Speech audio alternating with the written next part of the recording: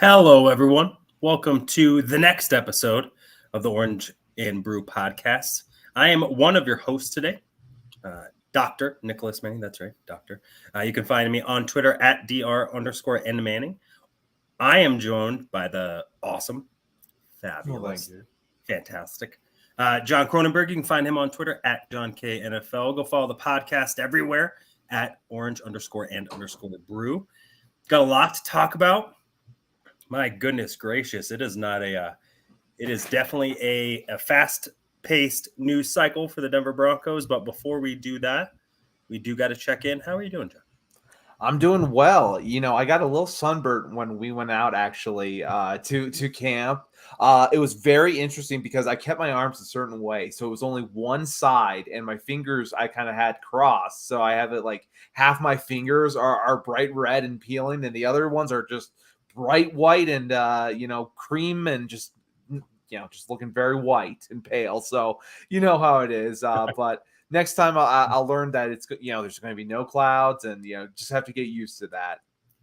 Yeah, true. It was a hot one. How are you doing? I'm good. I don't remember going to a training camp and having it be cold. Yeah, I mean the only time it was when I was younger, and then like when you're a kid. Yeah, I mean you're burning through energy. Like, I don't know, maybe heat doesn't bother you as much. I don't know. But for me, that was the only time. Yeah, I don't. Every time that I don't think I ever went as a kid. I didn't go to, because they had training camp. Crush. So way back when, training camp was in Greeley. I wasn't driving up there. I did go up there in college. So got to watch good old Brian Greasy and crew. Got to eat right next to Al Wilson's table because they would come into the same places that we would go to. That's how dated I am. Good times, but I'm good. Really busy. My daughter turned 9, so her birthday was Monday, so that was awesome. And then now is that big? Oh, we got Mohammed Badri coming in here. Hey, it's been a long time. Hey, Mohammed, great to see you. Just want to say hello. Thank you so much. It's been really a long time. We need to connect more. And we got Gage in here is also saying, good afternoon, John and Doc. Thank you, Gage. Great to see you. Sorry for interrupting you. Keep going there. Just good family time. Made it through camping. Yes. Again, so multi camping trips back to back. So I'm done with that. I love Colorado, but I'm done with the outdoors for a little bit. Yeah. And now let me ask you a question. 9 years old.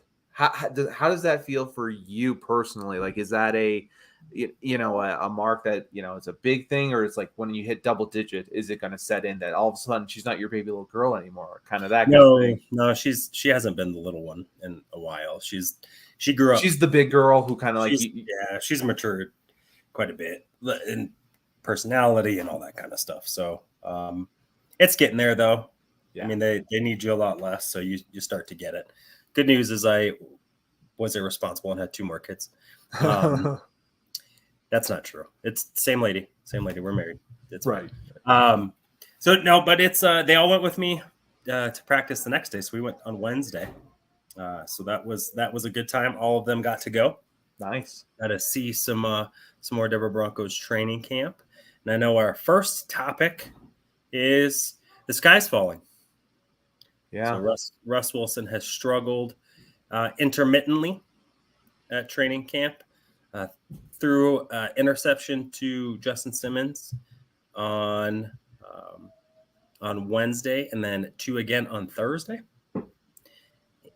And I think Damari Mathis also got one, if I do recall correctly. Yeah. So some concern because of I think the lack of crispness when it comes to the offense, as well as turnover-worthy plays, which was never, really good, Russ. That was not what he did. Yeah, he was a guy that was always minimal interceptions guy. Rarely fumbled for a smaller stature guy. Yeah. Hands are huge, so he wasn't really a guy that would fumble very much. So where do you sit, John? Where do you sit on the concern for Russell Wilson? And the train link that is connected to the Broncos season. Yeah, when it comes to a lot of these interceptions thrown in training camp, a lot of the times I have to want to look at I'm not able to, but I would love to look at the film and also know, hey, you can't have wasted reps also in camp. So it's one of those things where sometimes you just got to throw the ball up, and give your guys a chance to make a play and see what happens. Otherwise, you're just wasting an entire play there, an entire snap, and you're just essentially taking the sack. So I'd rather see Russell Wilson throw the ball up, actually attempt to connect with his receivers, try to see where they're at. If there is that kind of coverage, if they're, down late in the game, something like that, where they need to fit in a pass on fourth down. And it is that kind of need. But otherwise, it's not a big deal to me. This is so early on that they're just trying to get to connect with each other. They've been apart for a while. For me, that is the biggest thing. I just don't see it being a big deal. What about yourself? I thought you were going to take it the other way. I mean, look, so here's the one thing. I am still worried about Russell Wilson in some regards, though. Look, we can't just say that, because Sean Payton's here, we're going to give him a free pass. He's going to all of a sudden completely turn it around with a new offensive system. Like, we still need to see it actually come to light. I just am not a person who does it, blames it specifically on passes in camp. I want to see it during preseason, during the season. That's when I really start to care about it. But again, this is just small indicators that maybe that you're going to see some balls sail. We've heard that balls have been sailing on him. So there is some concern there with the balls sailing. And again, the interceptions, like you said, last year he had a lot of turnovers. It also came down to fumbles as well. You hate to see that. And, again, the offensive line is still letting that defensive line kind of leak through there. So, again, you would hate to see him having to move around and maybe have the ball hit out of his hands. So, for me, there is some concerns with Russell Wilson. It's just a matter of I'm not at, level 10, we have to worry right there. I just understand that he has to perform, or else I expect the Broncos to make a shift at the end of this year. So for me, this is do or die for him, and in that sense. Yeah, and he's definitely a guy that knows it. He's not dumb. I think he understands what is at stake. I'm not worried. Like I said, we said this before training camp. My take was the bad plays mean less than the good plays. And by that, I mean, there are concepts that get drawn up, especially early in camp, to identify what can this team do well and what can't, what might be a staple, what might not be, and identifying what are going to be the issues. Did we see the right thing at the right time? How did we play it when we got this look, right? It's less scripted. It is often tasked with, it's the coaches are tasked with stressing each other. So, you're not getting a look maybe that you would expect, or any look at all that you would get in a normal play. You set up this way. Ideally, you're going to get this kind of look on defense, but the team doesn't shift to that because they're, the Broncos defense is going vanilla because they're just trying to work on their checks and that kind of stuff. So that's why I think some of it's less, right? Peyton Manning threw a lot of interceptions in training camp too. The idea being in practice, I want to see what I can do. So when the game comes, I know whether or not I can make that throw there. Yeah. So those worry me less than the good plays. So the good plays, are more impactful because I think it provides you with data on what can you do over and over again, right? What can we recreate? The play action game for Russ will be huge. And when they're able to do it and he's able to get depth, I think it makes it a little easier to be able to throw over the middle than quick drops or that kind of thing. So I saw that. I thought that was a positive. I would also say, there were a couple really deep connections that were there. Excuse me. Some of them were overthrown. But the timing, in my opinion, won't be there with the offense. The defense is always going to be faster than an offense, especially when the systems are new. So, they're not running the T, going back old school I where things are fairly simple and most kids most people my age anyway, ran that, in school. So the issue that I'll have will be the lack of progression. So I've watched him make plenty of checkdowns, plenty of smart throws. You also have to understand that Justin Simmons is the best safety in football. Yes. So it's not like he's throwing it against, it's not the number twos. It's not the number threes. He's playing. It's number ones versus number ones. And right. And so he's made some really good throws on Pat Surtain. Does that mean Pat Surtain's going to be a bust? I mean, PS2 is going to be terrible because Cortland Sutton, on back-to-back days really got him pushed deep and made some pretty big snags with Russell, throwing the ball there. So I don't, the part of it is like you're going to get beat. Justin Simmons, again, barring anything ridiculous, is going to be an all-pro, right? Sometimes that guy's just good at football. He's going to see things. Yeah. Yep. He's and especially when that looks vanilla and he doesn't have a responsibility. So maybe some of that's on Sean Payton. We didn't have anything in this formation to pull Simmons away, right? So we let him lurk. And then if we do that, your 5'11" quarterback's not going to be able to see the safety across the field in the middle, right? Like, so how do we scheme that up better so that throws there and the safety's gone? So those are some of the things, some of the data points that I think they're collecting. That's why I'm not worried about it. If they're doing that in 2 weeks, right? Like you said, and maybe that was a little bit before we chatted, that if you're making the same mistake over and over, that's when there's a problem. So yeah, great. I mean, that's what it feels like, at least, Graham. I mean, it does feel like that. The point of that is we're a little traumatized. Yeah, from last year. We have not seen good quarterbacking since late 2014. It's been a while. I'm not really sure how to be able to say it, but it's been a while. And then when you're promised or you think you're going to get back to the mountaintop, right, with an elite level talent like Russell Wilson, and it goes to shambles, fool me once. Broncos country is not dumb. Yeah. So we'll see. So I think some of the interesting things to be able to look at is Russ is thinner. I know that we've talked about it before. By thinner, that's the wrong term. He is slimmer, and I think that plays more to his strengths, right? Yeah. So he's not thin by any stretch of the imagination. But no quarterback should be thin. Like I've said this before, I think. No, if you are thin and then you take a body shot, you are done. You cannot handle that in the NFL with, whatever the lower percent body fat you can really get, 8%, let's say. Like you need to be able to sustain some of those hits and be able to get up. Yeah, I mean, body fat helps with with being able to keep energy, and the less you get, the more exhausted you're going to feel. It's just, there's biomechanics stuff going on in there. But Russ last year bulked up because he wanted to be able to fit into the mold of a quarterback who could take shots in the pocket. Yeah. That wasn't his game.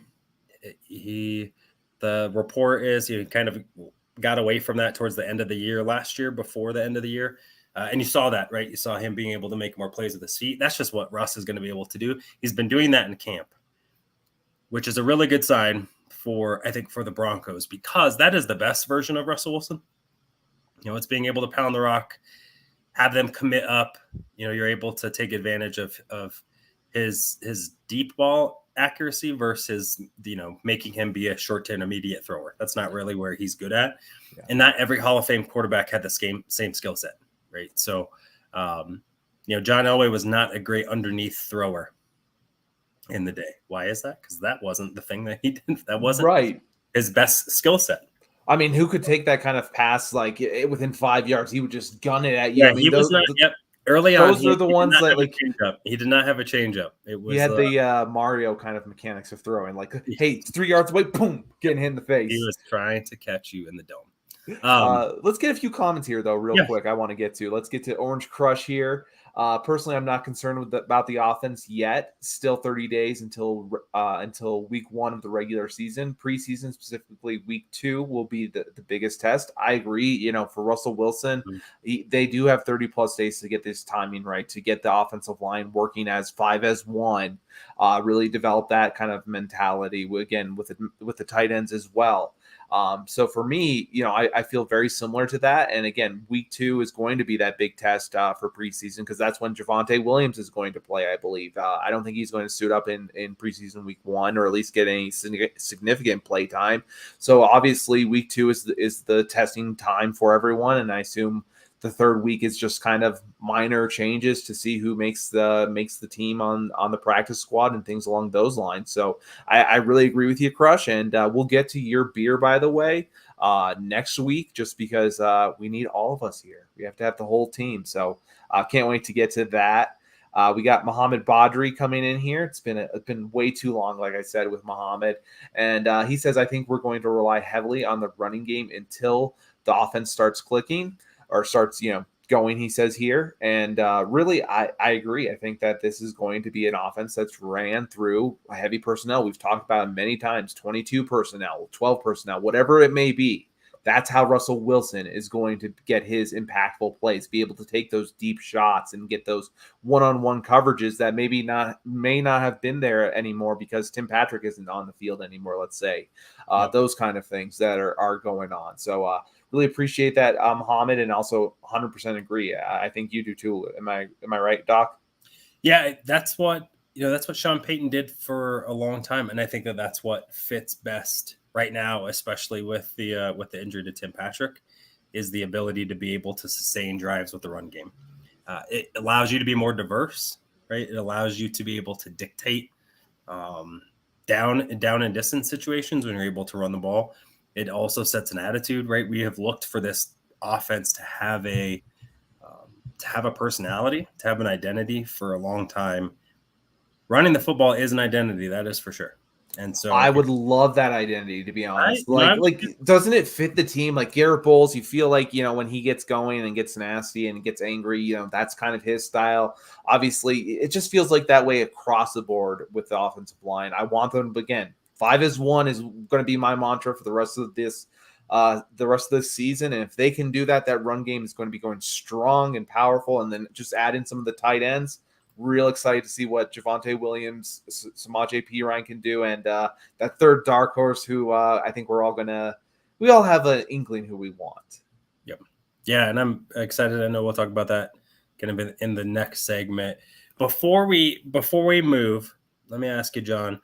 Yes. What maybe going into over the next several weeks, going into the next preseason matchups, what does Russ have to show you for you to feel good about going into the season? For me, it comes down to I want to see a high completion percentage pass-wise. I also just want to see long, sustained drives, to be honest. I understand we're not going to have many drives to be able to see that, but I don't want to see any more 3-and-outs happen. I'd like to see a first half where hopefully in week 2 of the preseason, where he's able to take the ball down the field from the 25-yard line, let's say, and take it down for a touchdown. I want to see that kind of offense to start to happen, where it's not just based off of big plays. It is small plays that are going to be sustained, wear out the defense, so then in the fourth quarter, all of a sudden the Broncos can then really open up with their run game, and they're gashing the other team, and they're able to get big chunk plays, 6-7 yard run plays at a time. The offensive line is going. So for me, that's what I need to see from Russell Wilson: consistency and sustained drives. Yeah, I think all of those are fantastic points. With that, is he seeing the right thing at the right time? Good point. So if those are happening, then I'll feel good. I think accuracy will come back the more reps you get. Of right? course. The faster you play. So if I see it, it's there, I make that throw, then I can trust my eyes when I do it. Then it's much easier the next time I see it to deliver a really good ball if I'm not hesitating or questioning. And I think that that's probably what's happening quite a bit right now is, am I sure I'm seeing it? Because it's new, right? They're changing your drop steps. When you're releasing it, are you, is it a stand tall? Is it you're going to take a kind of a curl step? Are you rolling? Are you right? All of the stuff that he learned last year in his previous stints is different. So giving some grace there. So is he seeing things the way that they're drawn up? And then 2, is he gun shy? Is he standing in when he needs to stand in?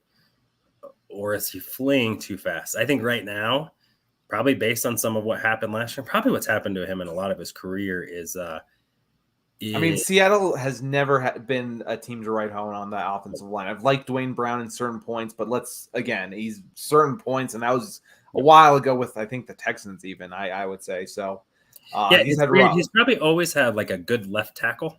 Yeah. And then like a guard.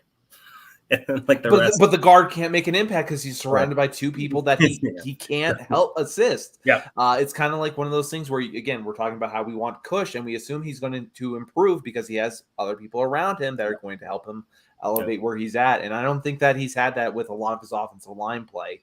But this year, hey, I'm starting to see some pop. I mean, for me, the biggest thing I think for training camp, what I saw was the offensive line had some pop in them. That was huge for me. I know. Again, last year when I saw them practice, I saw them walking around when they were in their individuals, kind of talking. I didn't see anything going on there. When I went for training camp the other day, it was, again, first day of pads. I saw Miners go ahead and he went at Will Sherman and he gave him a pop, and he made sure he wanted it to be seen, Miners. And I felt like, Will Sherman, right afterwards, he came back and was like, you know what, if you're going to come at me this hard in the first padded training camp, I'm going to as well. And so I started to hear some thumping, and I love to hear that from the offensive line. It was well needed. I'm so happy to say this. I know it. I remember. You know what I'm going to say. Just say it for me then. No, I concur. Yes. It was necessary. And so with that, I think as he gains trust in the guys up front, I think that he'll look more comfortable. Yeah. So he hasn't looked comfortable yet. I also think, a couple days he didn't have his starting tackles in. So obviously McGlinchey was out for some personal reasons, and Bowles got started kind of a day later. So there is that. So I think there's still some gelling to go on with up front. And as that occurs, Russ has to settle. And if he's not, then that's definitely going to be a concern. Let's get to Crush here real quickly. Talking about the O-line, how has Cush looked in practice when you all were at practice? Cush looked a little bulkier in a video I saw of him a couple days ago. To be honest, I didn't see him being any bulkier. That's something I'll have to look out for personally. But if he bulked up, that's something that I think would benefit him. Again, the big thing for me is I've always wanted to see him to get to that second level, and I think he's going to have an opportunity this year with Powers being able to take over some players. Again, with Miners being able to take over players, that should give Cushenberry the opportunity to make it up to the second level. And I hope by having that additional, looking bulkier, he's going to be able to get to those linebackers and control them instead of being kind of pushed around or something like that. This will be, in a sense, the ability to wash them out. Yep. Yeah, this probably isn't the best analysis, but he hasn't been an eyesore. Right. That's a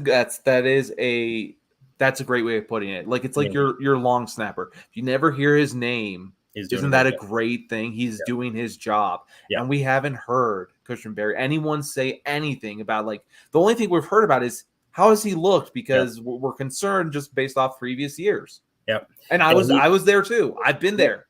Yeah, I think we all have. It was the question a lot of us were having was, why haven't they addressed it? Why haven't they addressed it? So, Forsyth right now is getting run as the 3.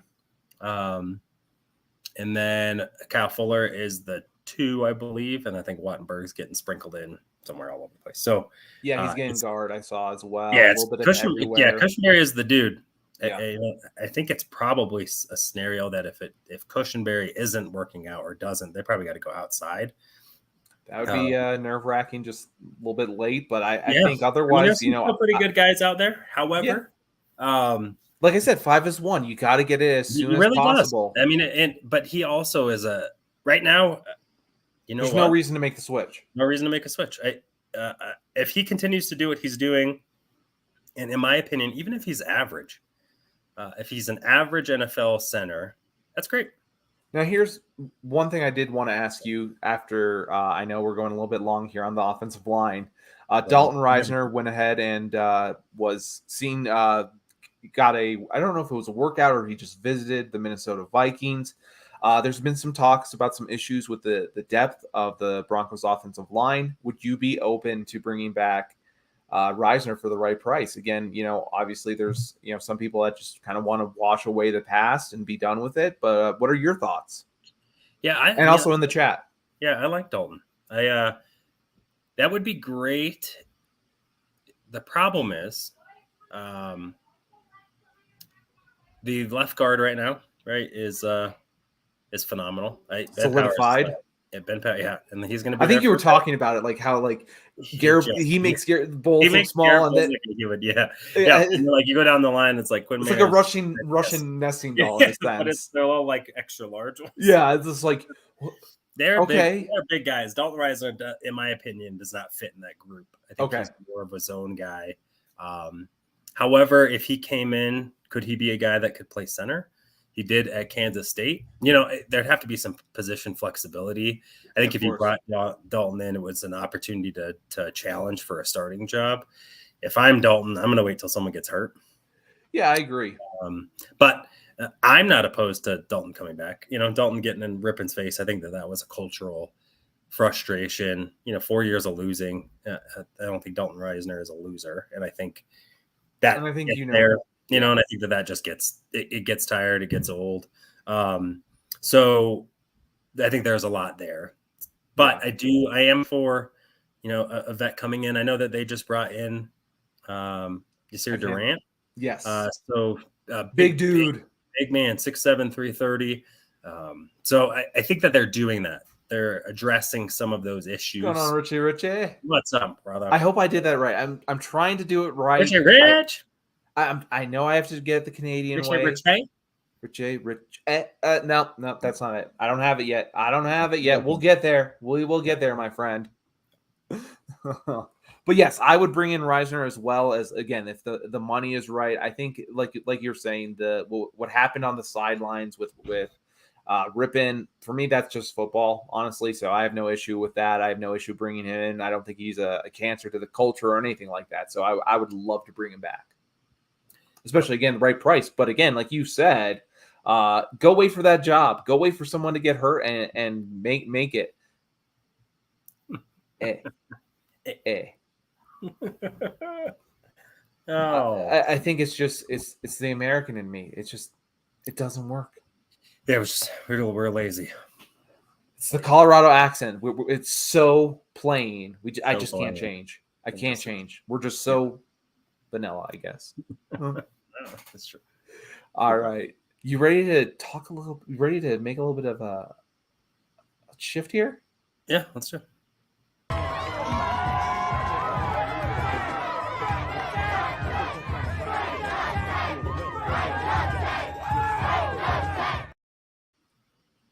It's beer time.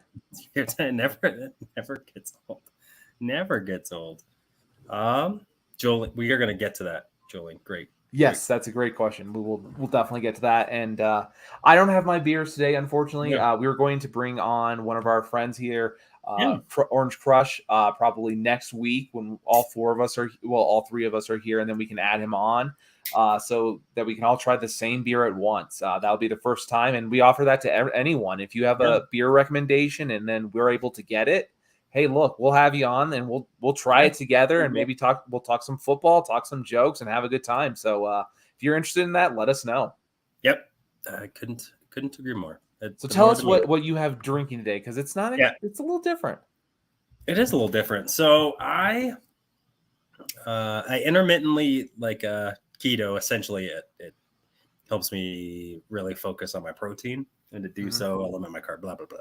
No one cares. Show them the guns. Show them the guns. Show them the tattoo. Let's do it. Pull it out.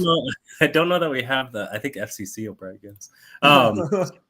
Stupid again. But I got to cut sometimes. And because we didn't have all three of us on here, it is 5 o'clock somewhere.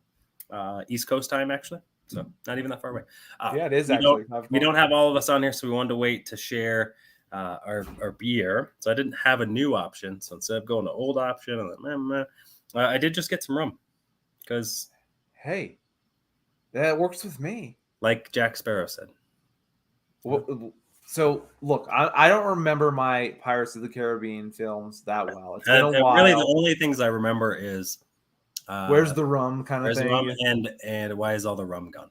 Yeah, gotcha. So, but he loved his rum, and yeah, famous character saved Johnny Depp's career. I'm not going to get into the other stuff with Johnny Depp, but phenomenal. Couldn't have played that character any better, and glad he did. So, huge fan. So nothing special, just a little Bacardi Gold. Hey, you know what it is, Orange Crush. So I'm just gonna have some of this throughout, especially because it has been a really long week. I do have 4-day work weeks, which is phenomenal. We've had a lot going on this week, so I'm just starting a little early. See, why is all the rum? Savvy. Yeah. You savvy? Yep. Yeah. Exactly. And, for me, I'm more of a, if I am to drink, again, I don't drink too much, but when I were to choose it, I would be more of a whiskey versus rum. And again, not, they're same family, basically. Am I correct or am I wrong? So, yeah. I mean, so bourbon and whiskey, a little bit different than rum. Rum's is distilled a little bit different, but I love both of them. Mm-hmm. I'm even grown to love tequila. Tequila's been how did that happen?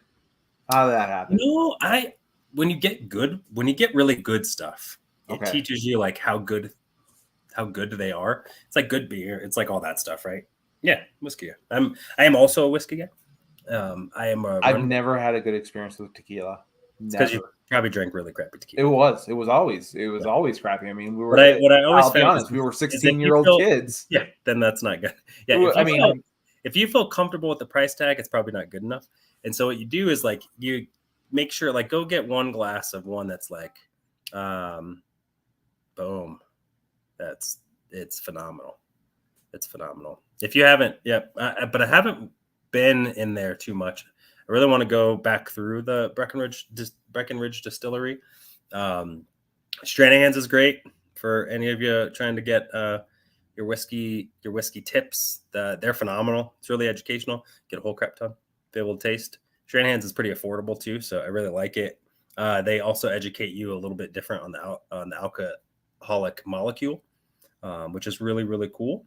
So we got a recommendation. Maybe we have to do some quick little shots here. And here's my suggestion for tequila. Okay. So if you ever go to Mexico, go to where there's shops, go to little shopping centers, that kind of stuff.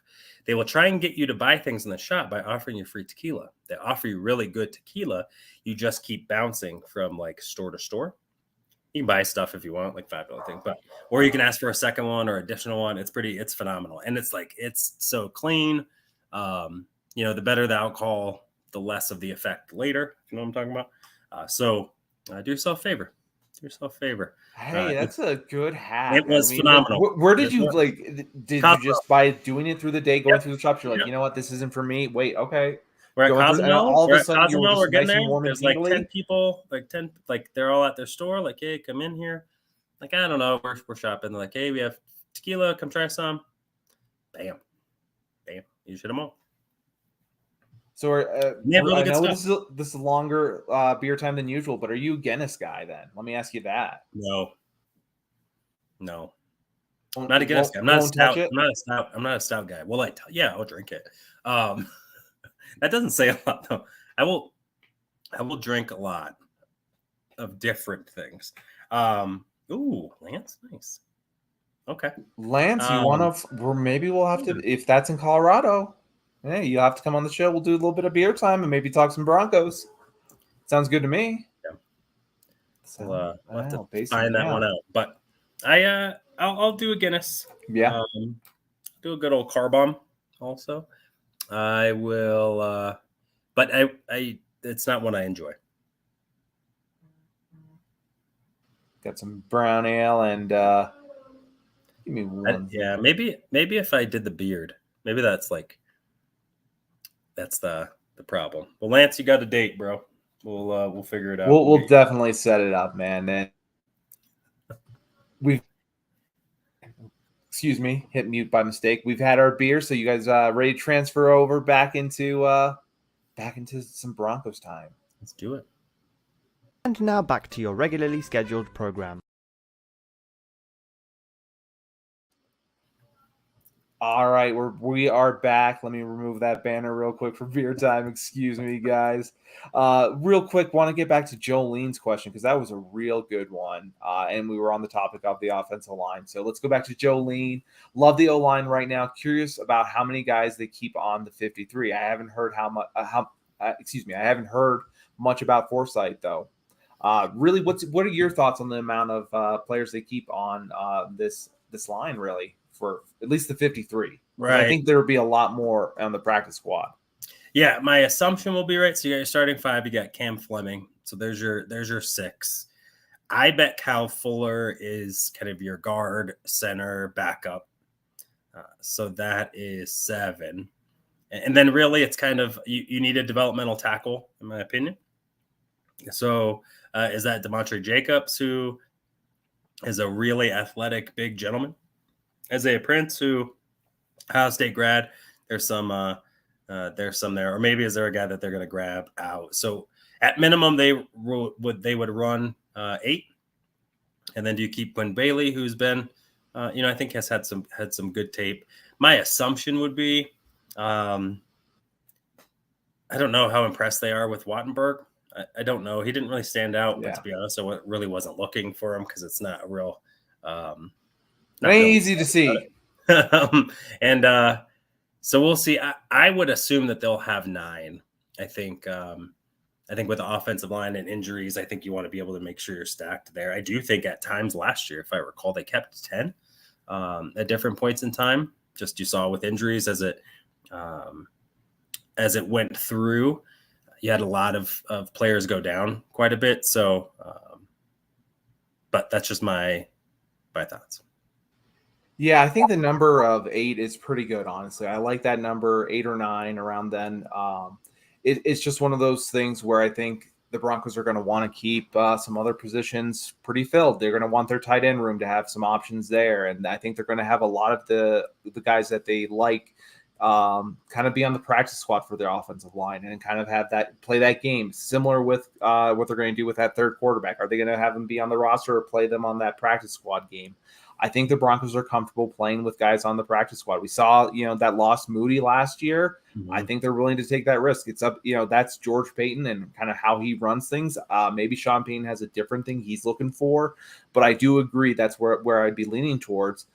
Interested to see where, if Quinn Bailey is that swing guard tackle kind of person. And that's my real takeaway from that, to be honest. Yeah, I think that's an astute point. I think the understanding of how they operate, I don't know how Sean Payton has done it, but I do know the offensive line has always been his, that to him is a very important and impactful group. So yeah, maybe they'll do it a little bit differently this year. But, a guy like Wattenberg or even Forsythe, I think that they would take the risk and get them to, and try and get them onto the practice squad. Yeah, especially if Forsythe isn't really getting. If he's not there yet, and years, I don't think anyone's going to take him. Teams are smart too. They won't showcase guys that they don't want to lose. Right. So if you're not really seeing much about Alex Forsythe, there isn't the puppets out there talking him up. That might mean that the team likes him and they're trying to sneak him onto the practice squad. Just I think something to note that could be something moving forward. Something to pay attention to, that's for sure, though. Is he getting a lot of run in preseason? And if not, why is that? And my thought would be that they're really just trying to keep him. I agree with Rich A. with needing more guys with this attitude and fit the scheme, because I think at this point, really we're seeing some interesting things with the second tier, the second sorry, we're having a little bit of people writing in the chat room that's a little bit funky. The depth is just not there for me right now for this offensive line. I want a guy who I can trust in there. I feel like, yes, Cam Fleming, after last year, to me, he was the best offensive lineman playing on the field. But at the end of the day, he's a year older. There was a reason why, it took a while. He's working on the side, I've seen a few times. So I'm not sure if he's quite there yet physically. And, for me, Fleming is basically the guy I can only trust at this point. So I really would like to see some additional guys brought in. And if not, we'll see what happens there. Yeah, I do think it's an opportunity. You can get a guy closer to the start of camp. For instance, Roger Saffold. It's a good name. Players like that, I think, that are older, that are willing to be able to come in and be a stopgap guy. Gabe Jackson. Some other players like that. Andrew Norwell just got released a while ago. I think those are guys waiting for starting jobs. Yeah. The closer it gets to the beginning of the season, I think they would be open to those 1-year deals. Deals, because it helps again towards their pension, and then 2, it's guaranteed for them if they're on the roster to start the season as a vested veteran. So that to me would make some good sense. I think there were some pretty good names on there. I do not like the interior offensive line depth, but most teams don't have really good interior, offensive line. It has become a wasteland a little bit. It's kind of like starting quarterbacks. There's only so many, and most teams don't have good ones. Well, I think for me, the big thing is it's a different game in college now. Yeah. So you can't expect those offensive linemen to automatically come on over and understand the new techniques, the new way they're doing things. Like Daniel Falehi, he had a different, basically where he would angle himself with Minnesota. They had their tackles angled differently. That's going to take him a long time to get used to. I know he's not a Bronco, but again, it's just talking about how the college game sets up later for these guards and these offensive tackles to not be quite prepared to make those, to make the jump right away. Yep. Yeah, I think that's a good point. And maybe that gives us a little bit more hope for a guy like Wattenberg, who was just kind of outmatched, wasn't strong enough, and maybe another year in the weight room allows him a chance to be able to come in and be a better player. So we'll see. We will see. I mean, I think it's early. It hasn't been as formidable as I would have liked. That second unit, they were getting really worked by the second team. Defensive lineman for the Broncos, which isn't saying a lot. I mean, they were getting handled a little bit. So hopefully there's some change soon, and that team gels. But again, it's if they get to the assignments, right, and they know how to be able to work together, like you said, the working in unison will alleviate a lot of individual flaw. So there's some hope still. And going back to Orange Crush here, and this is one actually I agree with. Nick Bonito seems to be having a good camp. It wasn't long ago we talked about how he maybe was going to get lost in the mix of camp, and I 100% agree. This was me 100% talking about Bonito. I didn't think he had what it takes to come out and even be noticed really within the other edges on this team. There were so many guys. I didn't see him going to be able to put on the weight, put on the dedication. I just didn't see it. And from what I've seen in camp, from clips, from when I was there, he is making the effort. He's putting in that effort, and on top of that, he seems stronger. He seems more well equipped, and he still has that bendability.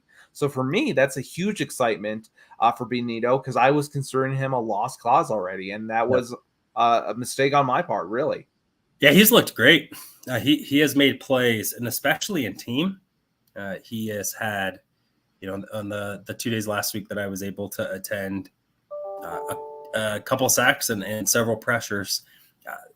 Looked pretty good in the run game. Sacks with Russell Wilson, yeah. Yep, and so he's really being able to get that bend around, which I think he had some of that last year, but this year it feels different. I think it's the same. He in over his head a little bit, understands how the game goes. Got his his college coach to be the pass rush specialist this year. So I bet that there's some difference. comfortability, some additional coaching support. So he is there. I think also, Richie has asked a little bit about the defensive front. Matt Henningsen made some really nice plays. DJ Jones has been great. Jonathan Purcell has been pretty good. They really miss Mike Purcell, who should probably be back in a couple weeks. But Zach Allen, I want to talk about him for a second because that guy has been just outstanding. The dude. Impact player on every series. So it's not like he comes in and makes a couple splash plays before a game's over kind of thing. He is a consistent terror, whether it's batting down passes, whether it's stuff in the run, whether it's getting pressure, whether it's making a sack. He has been as advertised and then some. And I had said this on the radio with Gail Whiteley yesterday that not to diss Draymond Jones. Like wish Draymond would have stayed. Things didn't work out.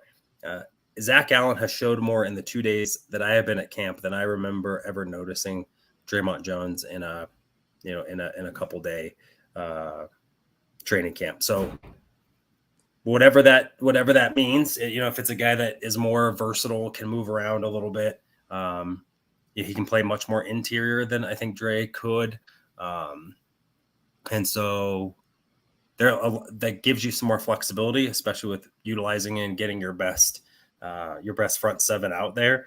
So he's been great. He has been by far my positive surprise. I knew that he was a good player. I didn't know how good. That was the part, right? He would have a couple. He'd all of a sudden have 3 sacks. He makes a huge stop. It changes the field of possession, and then you never see him the rest of the game.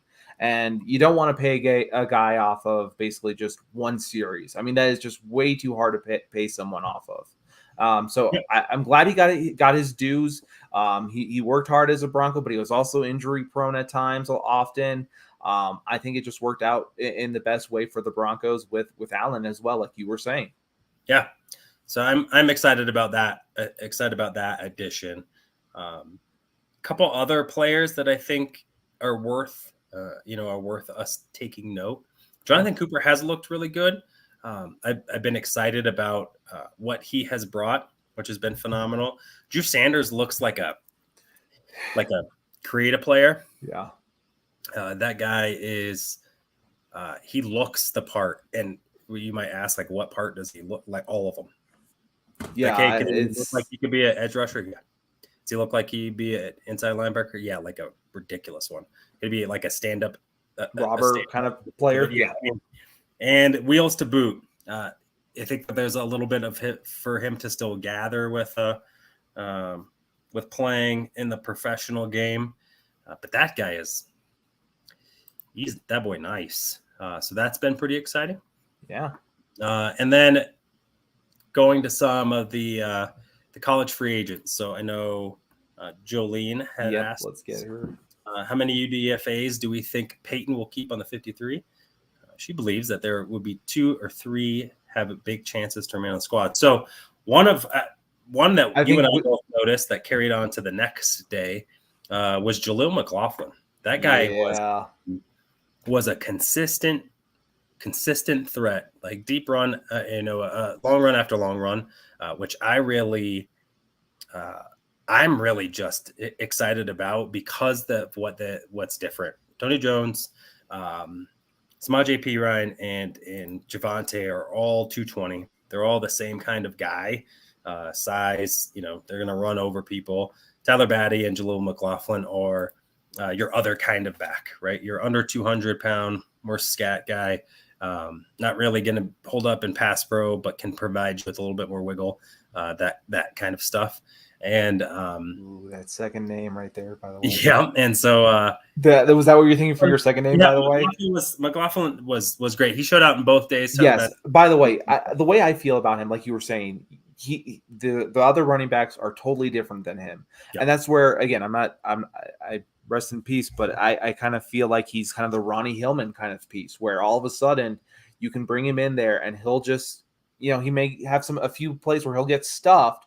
but all of a sudden he's going to take a play for 50 yards and change how the dynamic of an entire series will go. So I agree with what Jolene is saying here. I also agree with who she's bringing in as the big, nose tackle, defensive tackle, whatever you want to call him. I think he's playing nose, who gets a little bit excited, hitting pads. I think you got two of the right names there.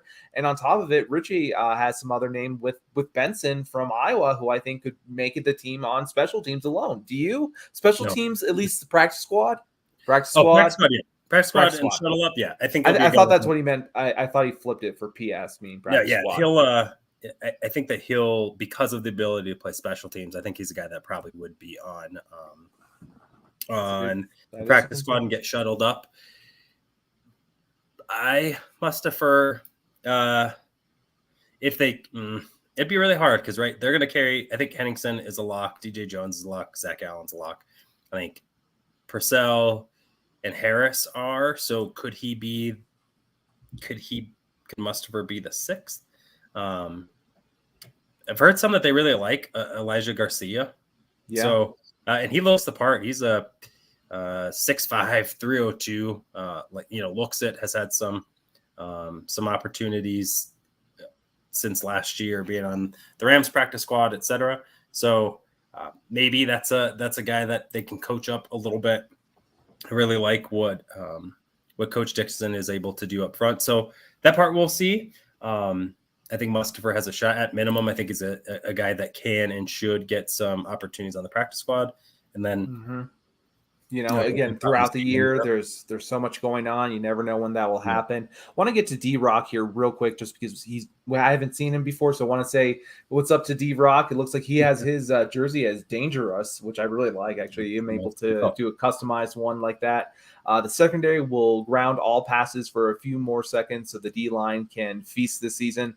I mean, I agree. When you have that ability where you're, again, it's one of those things. You need one end to either get to the passer fast, get to the quarterback faster, or you need your secondary to hold up faster or longer, excuse me. And I think that the Broncos have a good secondary that can go ahead and do that. So it depends how they use their safeties and how they want to. But I agree 100% with D-Rock here.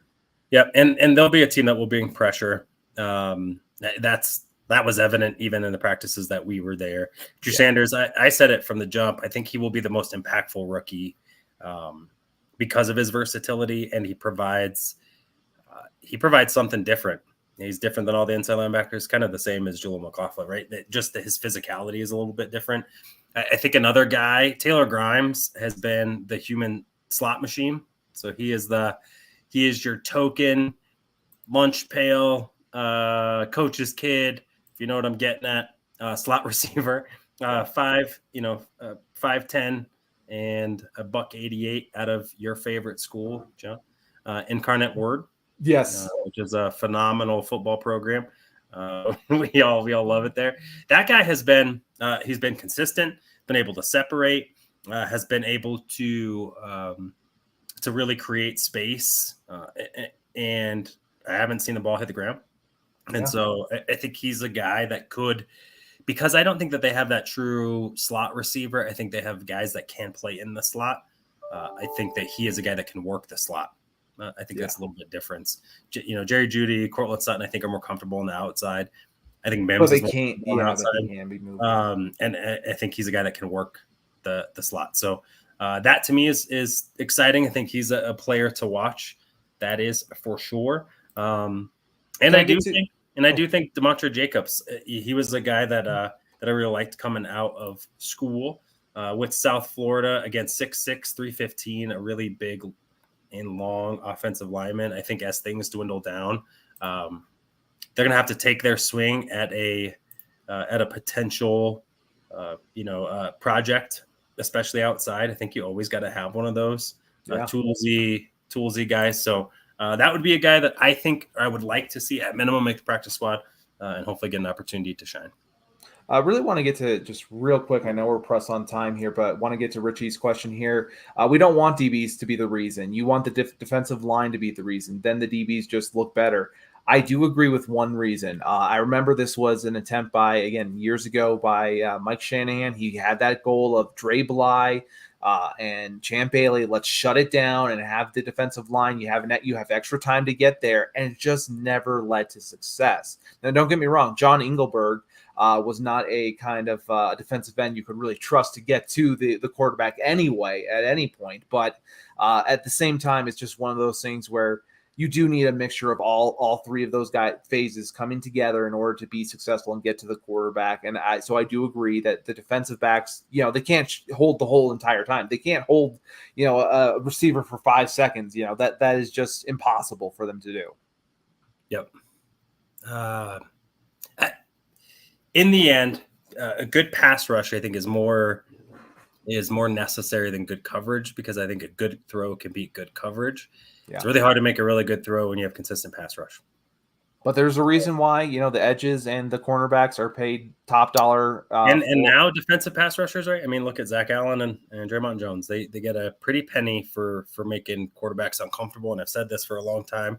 I'd rather have good interior pass rush than guys on the edge, because you can step up.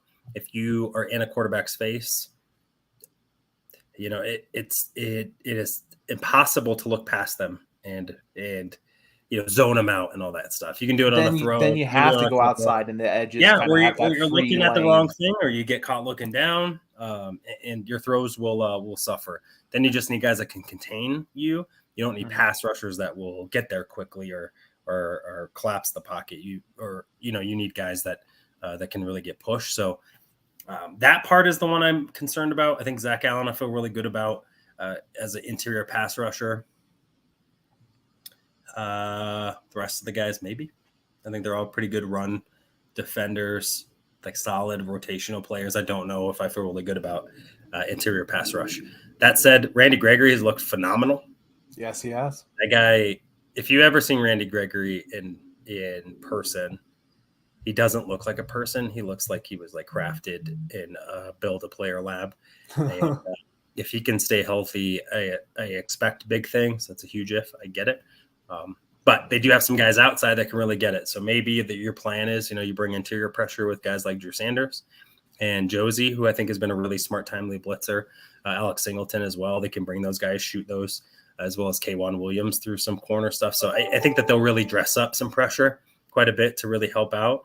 But if they can get guys like Frank Clark and Randy Gregory to push outside, I think this defense has a chance to be really good. And I think there'll be more turnovers, probably more big plays. I think it's really hard to have one without the other. But in my opinion, I think you make that trade a little bit, as long as it's not too much in that direction. We want it to be a team that has gotten more of those, make teams worried about throwing the ball late or those kind of things. So I'm excited about it. I think it's a good mesh. I don't think the team is heavily weighted too much in one area. Secondary is really good, which I think allows you to play a little bit more aggressive up front, a little more gambles, which if that's the case, I think, if you're a defensive player, you like it a little bit, right? Yeah. Like, oh, I'm going to go, we're fire dogging this bet. Let's go. Exactly. Did you feel good about it? Yeah. So it seems like kind of naturally wrapped up here. Anything else that you have to say as we get out here? I think the only part we'll look at is really how's the offensive receiver room look like. Yeah, let's look at that real quick.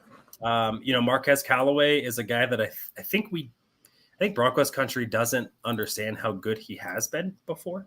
Mm-hmm. So he's been a player that has been and has had some really good success. In 2019, 30 catches for 635, 21 yards reception, which is pretty significant, 6 touchdowns. And then, the guy that I think has been a really good return specialist, especially in college at Tennessee, 6'1", 205, ran a 4.55. So a guy with some good speed and familiarity with the offense. So give him a chance. And then again, Brandon Johnson and Jalen Virgil have looked pretty good. Taylor Grimes again has looked great. And then Marvin Mims, as he's really started to progress, you can tell the physical difference in what he provides. So I think that is a guy that can and will get pushed into that role. I predicted that he was going to be a much more impactful guy as the season goes on, but probably going to be a guy that will get some look early. Brandon Johnson, I think he will make the team if I were to guess. Him, especially because he's a guy that will and can play special teams. So I've heard he's also like to your points earlier. You've been talking about coachability very often in what we've throughout our time here on Orange and Brew, and I think Brandon Johnson has been a guy who has been very coachable, and that's a huge step, I think, for what Sean Payton wants. I don't want to have to tell you once. I mean, I don't mind having to coach you once. What I mind is having to tell you the third time, and as we're making mistakes and you're causing me a rep and losing, Russell Wilson a rep, you're losing your corners a rep. I think that's where Brandon Johnson is the guy who doesn't make those second and third mistakes, where he can earn that kind of position because of that. Yeah. And like Jolene said, but look, we got everybody, with a different person. It's very interesting. Yeah, it really is. Brandon Johnson's a guy that's 6'2", a little light, but a guy that I think can make, can make all the catches. Jalen Virgil is a speedster, 6'1", 210. Can't coach both of them are fairly young guys who I think still have some upside. So the problem being is that was the plan last year, and they weren't really prepared for that, for the veteran experience, for the lack of leadership that Tim Patrick provides, the desire and guts to go do all of it. I hope a year removed from that, especially Jerry Jeudy and Cortland Sutton learned what needed to be done and filled. That's the part that worries me a little bit. Yeah. And Sean Payton will scheme guys open. Will that locker room be as professional as it needs to be? That will be the question. That'll need to be seen. And it's one of those things where, again, with the practice squad and having more young guys on these rosters, you kind of have to hope that you have that leadership role, and Sutton can take that role, and Jeudy can step up and really lead that wide receiver room in order to not have it, have those mistakes made that, you can be coached upon. And we got Orange Crush here making his little push, little Jordan Humphreys. He's a Longhorn. That's my argument. Horns down. He's also again. I'm kidding, Crush. I'm kidding. He is a ginormous receiver, right? 6'4", 225. He will go dig out a safety. That is for sure. They got a whole bunch of 25-year-olds that what's going on, Ty? That will I think make a push for this roster. And the question for them will be, is that, do they feel good about their top 3 or 4? Yeah, I think it's going to be an interesting question to answer. And if not, there's not many options, I feel, for the Broncos to solve that question, really. I don't want to trade away picks. I don't feel like there's a name out there where you're just going excited for. So, yeah, I think that would be a bad situation to be in if they didn't feel comfortable. Yep. All right. I think we've kind of gone through this whole entire thing. We appreciate everybody. And, Doc, why don't you take us out here? Well, we appreciate you. Thank you for joining, especially in the combo. It's always a good time. Take care of yourself, as always, and go Broncos. Go Broncos. Shelby Harris, don't go to the Browns. We'll kill you. Even when you feel low, you can still go. Even when you feel slow, you can still go. Even when there's no hope, you can still go. I never answer to no, man, I still go. Go, go, go, go, go, go.